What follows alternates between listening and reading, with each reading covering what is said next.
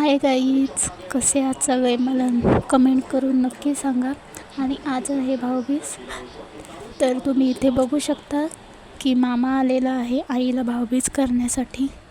तुम्ही इथे बघू शकता की संध्याकाळ झालेली आहे आणि दादा हा मला भाऊबीज करण्यासाठी आलेला आहे.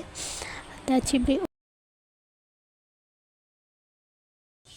भाऊबीज केल्यानंतर मी सगळीकडे दिवे लावले आणि दिव्यांसोबत आणि रांगोळीसोबत काही फोटोज क्लिक केले, ते तुम्ही इथे बघूच शकता. आणि त्यानंतर वेळ झालेली होती ती म्हणजे फटाके फोडण्याचे आणि आम्ही खूप सारे फटाके फोडलेत.